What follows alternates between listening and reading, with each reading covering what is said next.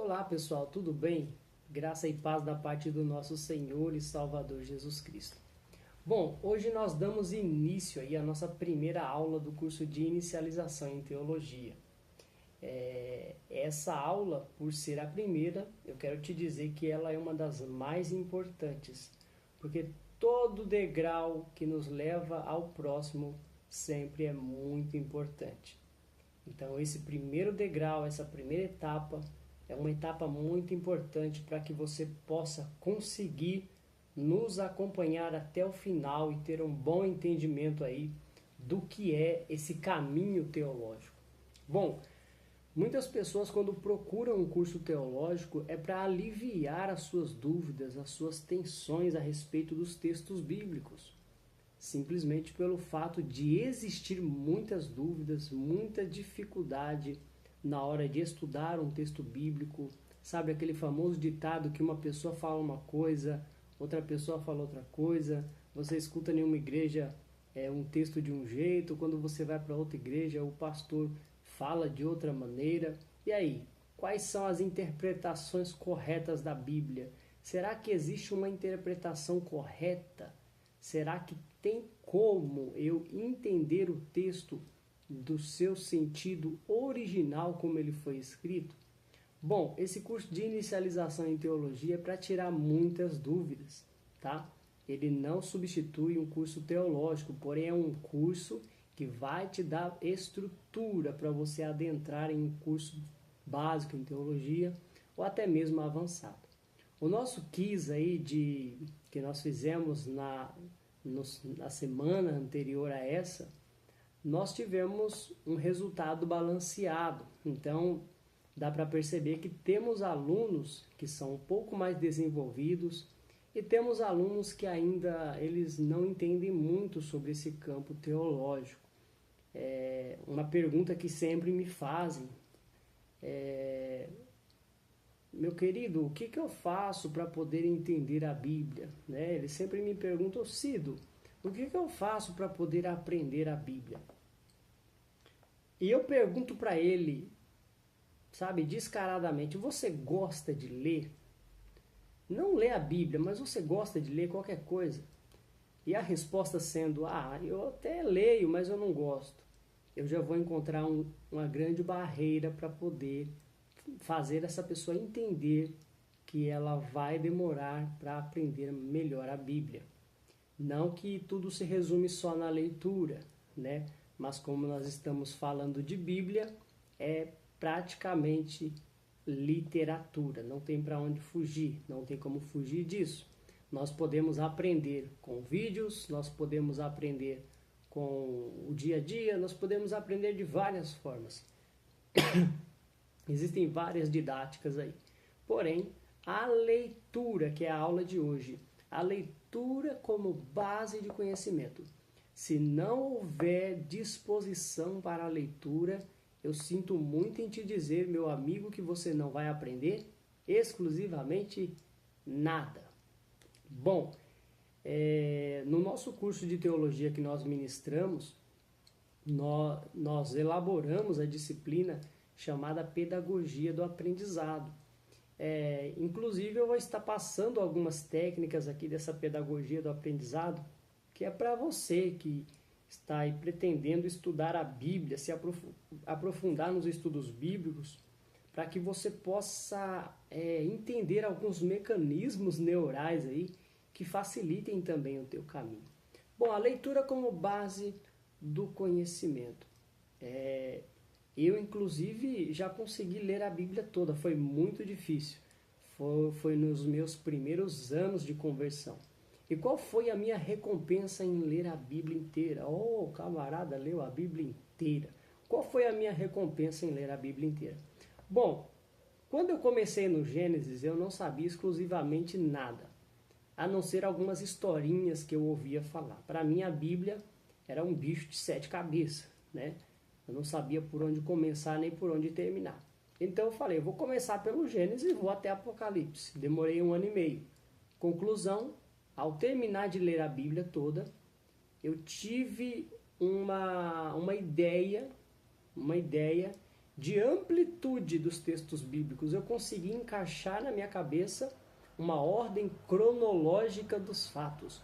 Eu consegui entender que o Antigo Testamento era sobre a trajetória do povo de Israel e o Novo Testamento é a trajetória da igreja. Então, alguns pontos ficaram bem estabelecidos na minha mente, no meu intelecto. Então, aí é onde eu tiro por base que não adianta eu pegar um texto para ler pela metade, eu tenho que ler ele por completo. E isso nós aplicamos nas leituras devocionais também. De repente, existem pessoas que falam, poxa, mas eu não tenho vontade de ler a Bíblia inteira, mas eu sou curioso em alguns textos. Como que eu faço para estudar um texto? A minha opinião como um teólogo formado é que você estabeleça qual o texto que você quer estudar. Bom, eu quero estudar sobre a parábola do trigo e do joio. Tudo bem. Então, nós chamamos isso, dentro da literatura, de bloco literário, quando você resolve analisar um texto. Suponhamos que a parábola do trigo e do joio está inserido aí dentro de 4, 5 versículos, que agora não vou lembrar. Porém, você pega esses 4, 5 versículos e você tem uma parábola, ou seja, um bloco literário, tá? A princípio, você vai ler esse bloco literário, você vai ler essa parábola, você vai reler ela. Existem estudantes da Bíblia que leem um bloco literário, aproximadamente 15 a 20 vezes para entender o seu conteúdo. A princípio, nós não estamos nos preocupando com a interpretação, nós estamos nos preocupando com o entendimento. Daí a importância de uma boa leitura. Uma pessoa, por exemplo, que está aprendendo a ler, ela tem muitas dificuldades de entender, de respeitar a vírgula, por exemplo, de entender a hora que o ponto de exclamação, o que ele quer dizer, o que quer dizer um travessão. Então, ele tem muito essa dificuldade. E, infelizmente, muitas pessoas que já há anos leem, eles ainda atropelam os sinais, eles ainda atropelam as ortografias de um texto e podem gerar interpretações equivocadas. Eles podem gerar interpretações que não vão condizer com o que o texto realmente quer dizer. Eu até ia em algumas reuniões de obreiro, quando eu era mais novo, ainda pela Assembleia de Deus Madureira, que foi a minha primeira igreja no campo de Vila Alpina, e o pastor ele sempre nos ensinava sobre a questão da leitura. E uma vez ele até falou, poxa, o camarada veio aqui pregar e ele foi ler o texto, em vez de ler a túnica de Jesus, ele leu a tunica de Jesus. E a igreja inteira deu risada, porque aí entra na cabeça de várias pessoas, o que é a túnica de Jesus? Jesus tinha uma esposa? O outro camarada vai ler que Jesus foi em Cafarnaum, fala que Jesus foi em Caverna 1. Então tem Caverna 1, Caverna 2, o texto acaba se tomando uma outra forma, fica um pouco engraçado, fica um pouco, sabe?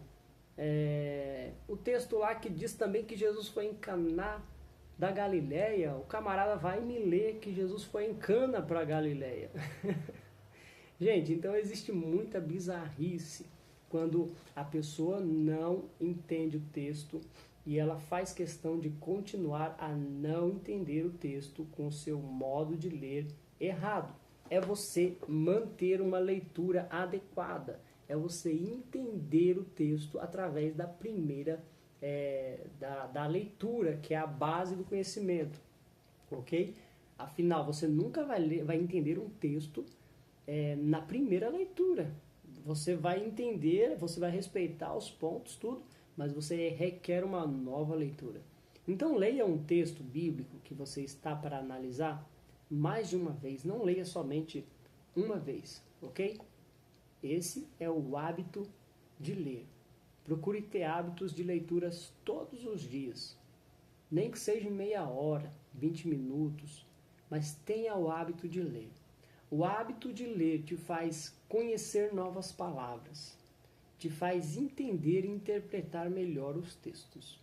A base de qualquer interpretação de texto é a leitura. Ok, pessoal? Então vamos lá. Ler a Bíblia todo dia, aplica aí uma metodologia para você entender esse passo a passo da leitura bíblica. Então, através da leitura, você vai desenvolver melhor também essa língua materna. No nosso caso, o português. Quando nós temos o hábito de ler, quando nós lemos todos os dias alguma coisa, nós passamos a dominar melhor o nosso linguajar. Embora que ainda temos sempre gírias, mas nós sabemos nos comportar e ter um linguajar diferenciado. Nós conseguimos nos adaptar a novas palavras. Então, você consegue dominar melhor o português, né? Você consegue dominar melhor a língua portuguesa, para que você também se expresse com maior qualidade. Muitos até me perguntam, irmão, qual é o segredo de uma boa oratória, né? Na teologia nós chamamos essa matéria, essa disciplina de homilética. Na homilética é ensinado a elaborar sermões, é ensinado uma performance do palestrante, como ele precisa se comportar, quais são as éticas de um palestrante, o que vai fazer com que ele se saia bem em uma palestra, em uma pregação. Claro, vamos aqui chegar aí em um senso comum de que tudo que você faz sem Deus, nada dá certo. Mas o que eu quero te mostrar aqui é que eu aprendi muitas coisas nesses anos de ministério. Eu aprendi muitas coisas, particularmente ali me esforçando e através do Espírito Santo, que foi meu professor. Mas eu sempre estudei, sempre busquei conhecimento, eu sempre me esforcei. Então, vamos desmistificar essa ideia que muitos dizem que eu não preciso fazer teologia, eu não preciso estudar, eu não preciso isso e aquilo, né? O Espírito Santo é meu professor. Poxa, Jesus disse o seguinte, que o Espírito Santo, ele faria com que os discípulos lembrassem de tudo que Jesus tinha lhes ensinado. Então, para o Espírito Santo poder nos fazer entender alguma coisa, primeiro nós temos que ter aprendido a base. Correto? Você tem que ter uma matriz. Então, a matriz te faz com que você gere novas raízes no conhecimento. Então, a nossa matriz aqui é a palavra de Deus.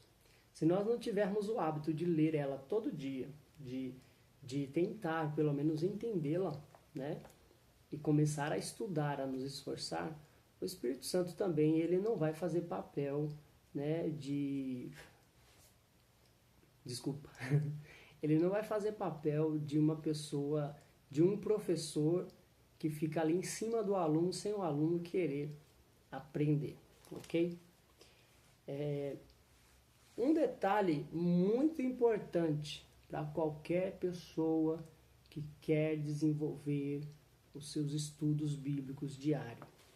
Temos aqui uma tradução bíblica. Olha a finura, parece eu. Bem fininho. Essa daqui é a tradução João Ferreira de Almeida, revista e corrigida. Eu não sei se você sabe, mas nesse período que nós estamos vivendo existem muitas traduções da palavra de Deus. Aqui eu tenho uma outra tradução. Essa aqui é chamada Bíblia de Jerusalém. Ela é uma Bíblia católica, porém ela tem uma tradução muito boa, ok? Futuramente, aí, caso nós continuamos nas nossas aulas aí de teologia, eu vou estar explicando para vocês essas diferenças de Bíblia católica, Bíblia evangélica, protestante e tudo mais, tá? Porém, eu tenho aqui uma outra tradução, Bíblia de Jerusalém, tá? E nós temos aqui, nova edição, revista e ampliada. Deixa-me ver essa outra tradução. Nós temos aqui uma Bíblia de estudo que eu tenho faz muito tempo. É a Bíblia de Revelação Profética. Bom, essa Bíblia aqui está com a tradução é da Sociedade Bíblica do Brasil. Então você percebe que as traduções elas já vão se alternando. Por que eu falo você ter pelo menos uma, duas Bíblias, ou então consultar, sabe, na internet, traduções diferentes? Porque alguns textos eles mudam o significado em traduções muito recentes. Então é interessante você ter e analisar entre duas ou três traduções bíblicas para você perceber quais são as que estão mais de acordo, ok? Mais de uma tradução da Bíblia. De repente você pega uma Bíblia aí com a tradução, com a linguagem atualizada para jovens e tudo mais, e textos bíblicos podem entrar em contradição. Alguns textos bíblicos podem perder até mesmo os seus significados, tá? A mais recente, a mais antiga que nós temos aí no meio evangélico, né, no meio pentecostal também, é a Bíblia que nós chamamos aí de João Ferreira de Almeida. Não só os pentecostais, mas os neopentecostais, tradicionais também. A maioria, eles utilizam essa João Ferreira de Almeida porque tem um linguajar mais antigo, porém de fácil entendimento. Porém, é bom você ter mais de uma Bíblia, que é para você fazer essas análises, para você fazer comparações entre conteúdos, tá bom? Na hermenêutica e na exegese bíblica, que são matérias teológicas, nós falamos muito sobre isso, né? Na hermenêutica, nós falamos sobre a interpretação dos textos, né? É um estudo bem aprofundado. Na exegese bíblica também, quando nós vamos falar sobre literatura, nós vamos falar sobre os originais, as raízes dos textos sagrados. Nós mostramos muitas discrepâncias que existem hoje nesses textos que nós temos em nossas mãos e que nos trazem, às vezes, uma visão distorcida do significado original. Bom, pessoal, para analisar um texto, às vezes você não vai, em 5 minutos, conseguir analisar um texto da Bíblia. Não vai conseguir. Então, aquela pessoa que fala assim, mas eu tenho tanta vontade de fazer teologia, eu tenho tanta vontade de entender a Bíblia, ela vê a pessoa pregando, o olho chega, brilha, eu queria ser igual aquela pessoa, mas você não vê essa pessoa lendo a Bíblia, você não vê essa pessoa se esforçando, você não vê essa pessoa tirando tempo da onde não tem para poder ler e entender. Então, infelizmente, é custoso em me dizer isso, mas essa pessoa nunca vai desenvolver a sua habilidade como estudante da Palavra de Deus. As experiências falam mais alto em nós. Esse período que eu entendi bastante a Bíblia, quando eu li ela toda, foi na época de minha escola ainda, quando eu estudava no ensino médio, e eu não trabalhava, eu chegava em casa à tarde e tirava 2 horas consecutivas para poder ler o texto, para poder entender o texto. Detalhe, tenho cadernos até hoje que eu fazia anotações. E eu faço comparações do que eu anotava para o que eu aprendi hoje e vejo o meu desenvolvimento. Então, o teu hábito de leitura, sabe, seja ela devocional ou não, vai fazer com que você comece a desenvolver o seu jeito de interpretar a Bíblia. Meu irmão, mas é aquelas palavras complicadas que nós temos na Bíblia, né? Então, esse ato de você ter uma Bíblia a mais sempre ajuda nessa questão. De repente, em uma Bíblia, está falando uma palavra que você não entende. Quando você vai para outra tradução, aquela palavra ela já tem um significado mais compreensível. E caso não tenha um significado melhor, a nossa dica é dicionário Aurélio, da língua portuguesa, ou dicionário bíblico, ok? Temos o dicionário bíblico aí, universal, que você tem várias palavras, até nomes de pessoas dentro da Bíblia, você tem significados daquelas palavras e você pode compreender melhor um texto, né? Eu passei vários anos da minha vida, por exemplo, pensando que um vaso de alabastro fosse desse tamanho. Quando eu comecei a estudar e comecei a analisar os textos eu comecei a pesquisar em dicionário bíblico, comecei a pesquisar em arqueologia, já um estudo mais aprofundado, o vaso de alabastro diminuiu para esse tamanho. Aí você vai também querer, você sabe, ser curioso para entender a precificação. Quanto que Maria pagou naquela época e quanto que isso custaria hoje. Então, gente, isso tudo é estudo que você requer tempo, você requer paciência, tá? Você não vai crescer da noite para o dia. Paulo, por maior conhecimento que ele tinha quando ele se converteu ao Evangelho, ele já era um doutor da lei. Mas Paulo, por maior conhecimento que ele tinha, ele ficou 14 anos tendo ali praticamente com Deus um seminário intensivo, onde tudo aquilo que ele aprendeu passou por uma reformulação, tá? Então, hoje, talvez você esteja iniciando, né? Talvez você esteja começando, e isso não impede de você levar o conhecimento que você está adquirindo para um ensino, para uma discussão bíblica, para uma escola bíblica. Porém, existem algumas habilidades que daqui a alguns anos você vai parar e você vai pensar, vai falar, poxa, como eu evoluí nessa área, como o meu pensamento ele mudou, né? Muitas coisas que estavam presas apenas à instituição, você percebe que a Bíblia traz uma visão mais ampliada. Bom, pessoal, para não falar demais, eu tenho aqui também Atlas Bíblico, tá? Para toda pessoa que quer estudar a Bíblia, olha só, até a precata de Moisés, para todas as pessoas que querem estudar a Bíblia, acredito que na Bíblia, nessas Bíblias normais que nós temos em casa, algumas delas já tem mapa, né? Esse mapa aqui, inclusive, ele nem é meu. Meu irmão deixou aqui comigo, algum tempo atrás, eu estive dando uma analisada. Qual a importância de você ter mapas bíblicos, nem que seja baixado pela internet? Nessa aula, eu vou colocar embaixo aí nessa videoaula alguns PDFs de alguns mapas bíblicos aí, caso você não tenha. A importância é exatamente esta. Quando fala na Bíblia que Jesus saiu da Galileia e foi até Cafarnaum, primeiro você vai tentar entender o veículo que Jesus utilizou. Ele foi montado em um animal, ele foi a pé, né? Existem episódios bíblicos que dizem que Jesus gastava 3, 4 dias de viagem.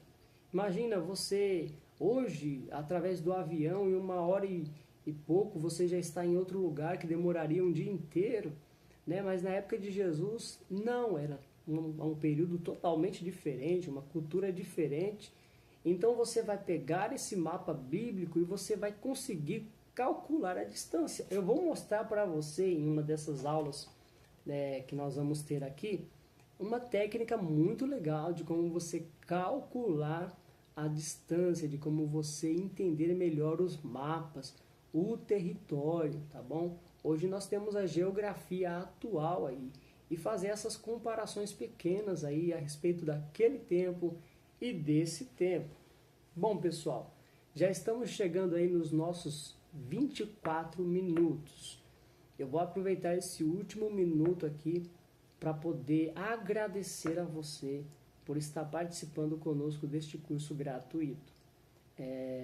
Mas você não está ganhando nada com isso. Bom, não estou ganhando nada com isso. O que eu estou ganhando é a atenção de pessoas comprometidas com o reino de Deus e que querem aprender mais da Bíblia. Esse curso gratuito, eu desenvolvi ele de próprio punho para poder mostrar a você um caminho de excelência no aprendizado bíblico, ok? Então, antes de qualquer estudo, antes de tudo que você for fazer, ore, busque a Deus, se renda aos pés do Senhor, porque ali você vai ser direcionado. E tenha sempre bons orientadores que te conduzam ao caminho da excelência no aprendizado bíblico. Ok? Deus te abençoe, fique na paz. Detalhe, próxima aula nós vamos estar falando aqui um pouco sobre aquelas técnicas que eu falei no começo a respeito de estudo. Eu não lembro de ter falado que ia ser nessa aula, porém deixamos para a próxima. Abraço, tenham todos uma boa noite ou um bom dia, né? Estou gravando agora à noite. Tenham todos um ótimo dia aí na presença de Deus. Deus abençoe.